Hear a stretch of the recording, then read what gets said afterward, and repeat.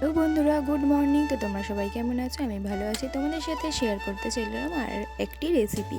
তো আজকে কী রেসিপি অবশ্যই জানতে পারবে। তো রেসিপির জন্য প্রথমে নিয়ে নিয়েছি কুচি কুচি করা পেঁয়াজ, টমেটো, আর এখানে আদা, রসুন, কাঁচা লঙ্কা একসাথে পেস্ট করে নিয়েছি, আর ওখানে কিছু কাঁচা লঙ্কা চিড়ে নিয়েছি।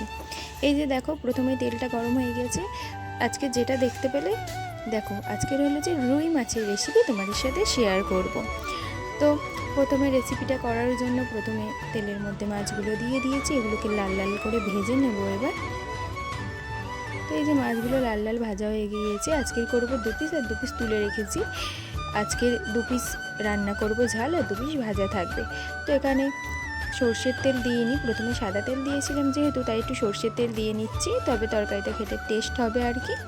তো এখানে তেলটা গরম হয়ে গিয়েছে, এবার এর মধ্যে আস্তে আস্তে দিয়ে দেবো পেঁয়াজ কুচিগুলো।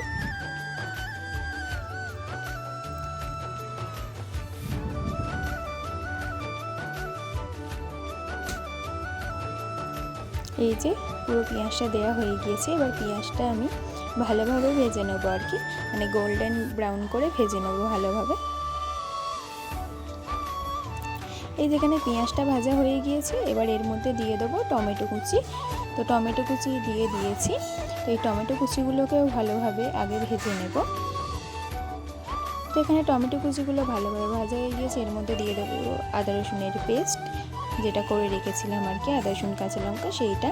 তো এটা দিয়ে ভালো করে মশলাটাকে কষিয়ে নেব। তো এখন মশলার মধ্যে তেল ছেড়ে গিয়েছে, এর মধ্যে প্রথমে একে একে দিয়ে দেবো কাশ্মীরি লঙ্কার গুঁড়ো, তারপরে দিয়ে দেবো এই যে ধনিয়া পাউডার,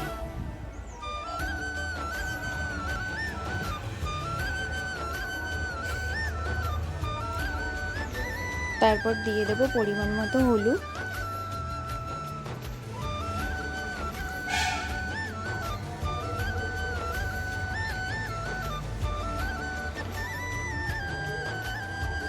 তারপরে দিয়ে দেবো পরিমাণ মতো লবণ।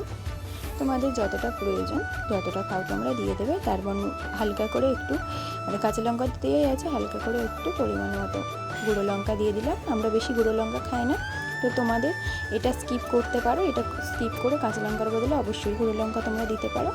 তারপরে এই যে হালকা বাটি ধোয়া একটু জল দিয়ে দেবো। তো জলটা দিয়ে দিয়েছি। তো এটা ফুটতে থাকুক যতক্ষণ না তেল ছাড়ছে।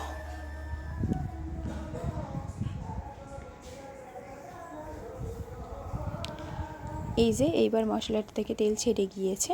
তো এর মধ্যে এবার দিয়ে দেবো পরিমাণ মতো জল আর কি। তোমাদের যতটা প্রয়োজন তোমরা ততটাই দেবে, আমার যতটা প্রয়োজন দিয়েছি। তো এবার এটা ফুটতে থাকুক। তো এবার এই যে তরকারিটা ফুটে গিয়েছে, এর মধ্যে আস্তে আস্তে সব মানে মাছগুলো দিয়ে দেবো আর কি। তো মাছগুলো তো দিয়ে দিয়েছি, এবার এর মধ্যে দিয়ে দেবো চেরা কাঁচা লঙ্কা।